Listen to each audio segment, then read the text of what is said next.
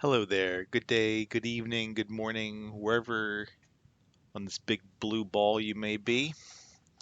My name is Turgon the Wise, and I'm coming at you tonight with a new video. And this video is my Season 7 recap video. We're going to take a look at the map after we load in here and see how everyone did. And then I'm going to walk through my commanders, my top 5 or 6 commanders, just to go over. Oh, thanks for the extra stuff. Just to go over who my top 5 commanders are, what their gearing is, how I have them, their talents set up, all that good fun stuff. Was an entertaining season, to say the least. I don't even know why I'm bothering with this gold anymore. And I've been talking with people that I've played with in seasons past who are playing on different servers and been hearing about a lot of different experiences throughout the game. So I am very happy with this season overall, even though a win didn't materialize. You'd always like to get a win, right? It's been a long time for me personally and my guys, but at some point we'll get back in that win column again, but not this season. I am very pleased with the prestige number. 3.3 million is a personal best, so I'm really happy about that. And it goes to show how much fighting happened around the server this game. As you can see, based upon the map, we achieved a fair level of quote-unquote server balance in that we have, you know, a server that has a map that has lots of colors on it here. The season has ended, it is over, and we will be returning to Bag End. Well, by this time tomorrow, this will all be over. In terms of the targeting, I accomplished all that stuff. Teamwork, I ended up 6th across the United faction. 37,000 contribution. I'm pretty proud of that.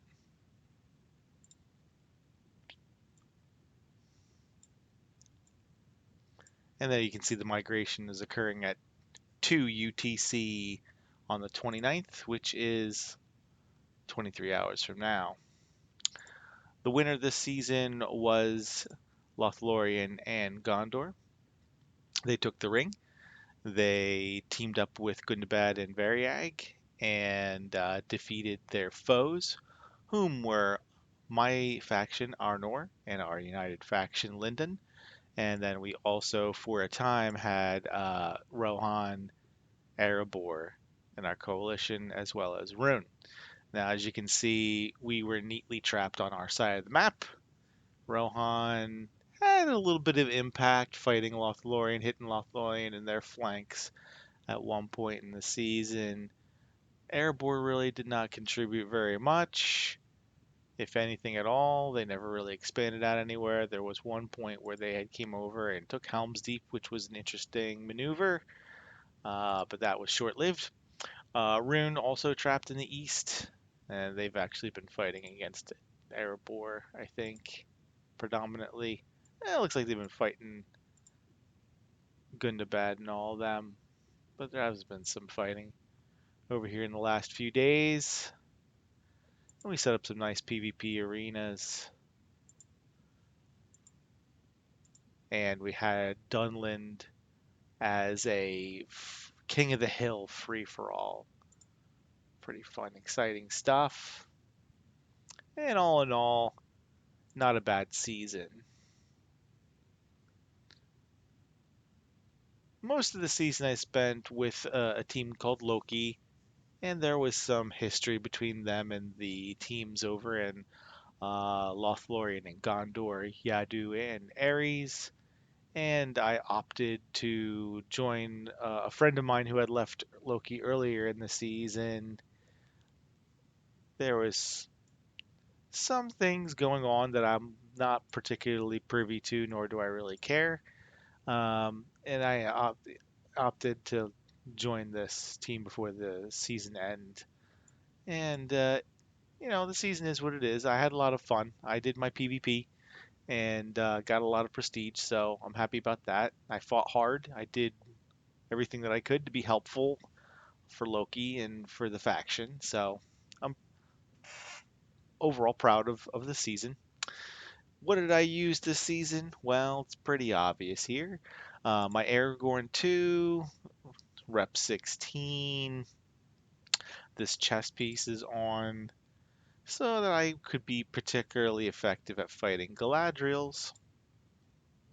Earlier in the season, we had some fights with Gundabad, and I would take the superior hauberk that's currently on Theoden and put that on him, and I would give him the fire protection. Now, right now, I'm kind of testing this gear out on Theoden, as I'm planning to play Evil next season.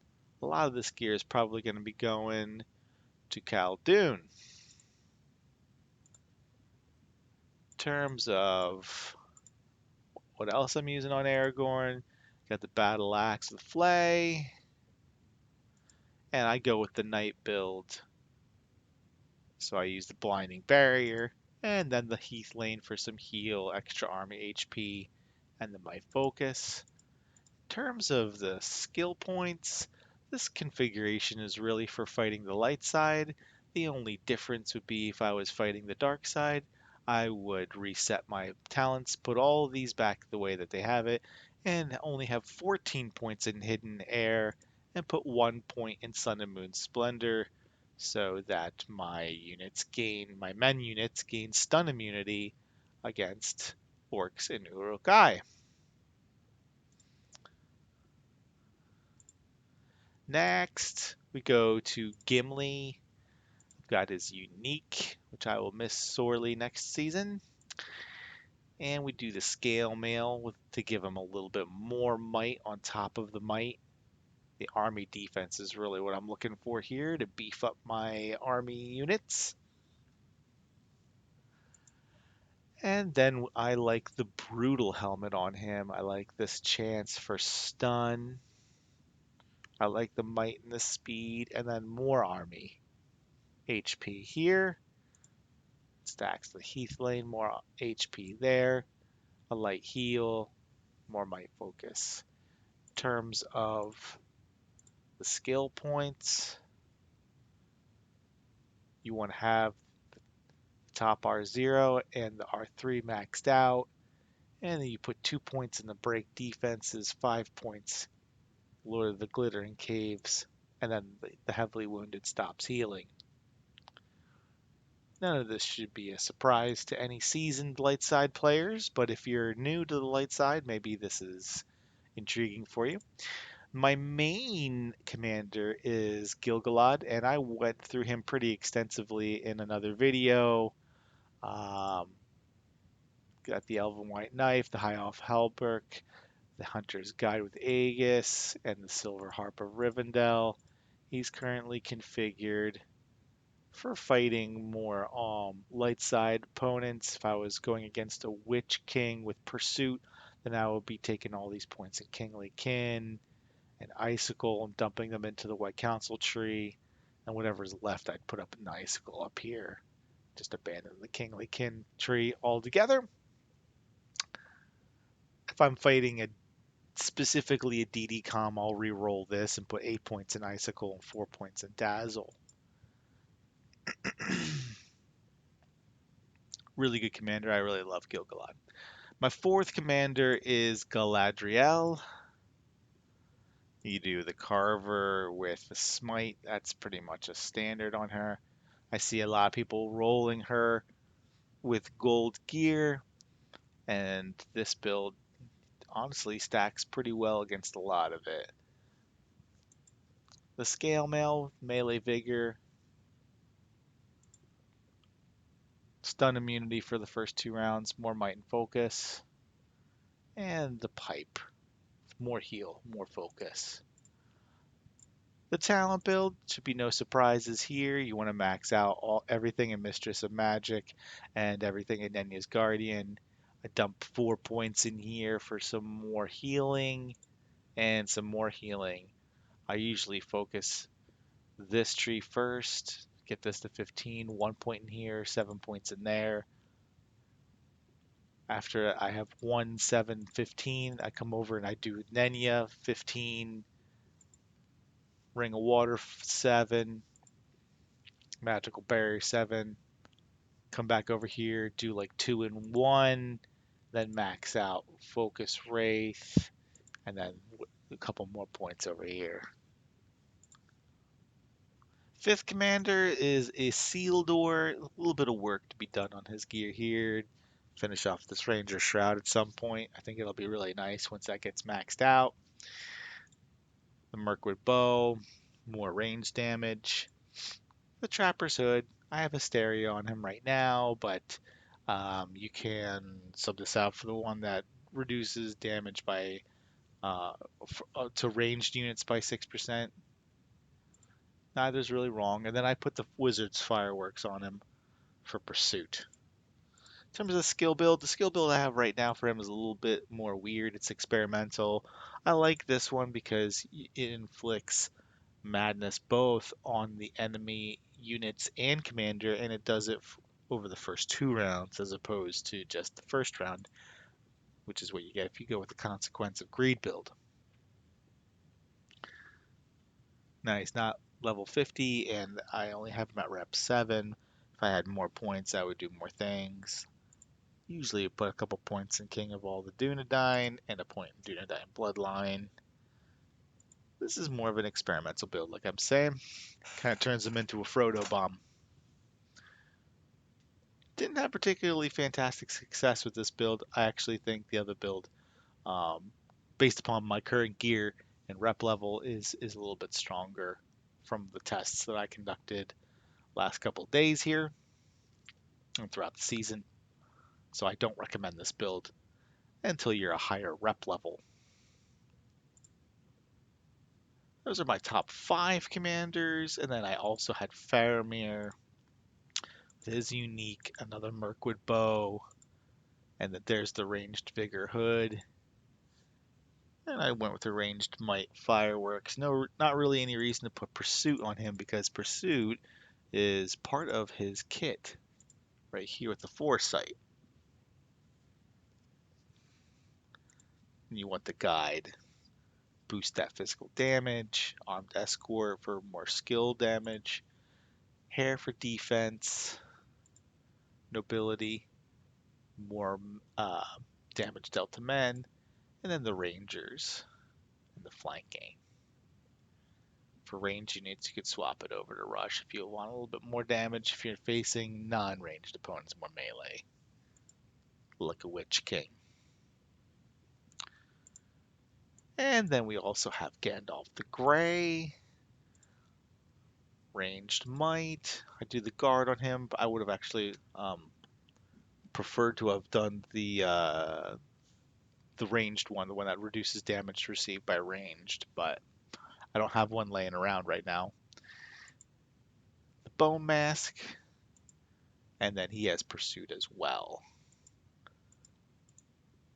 This build is a little bit more for PvE and fighting light side opponents.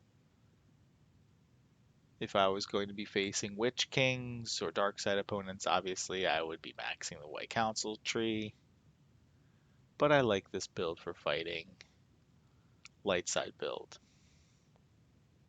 Gives them a good heal, plus you got your stun.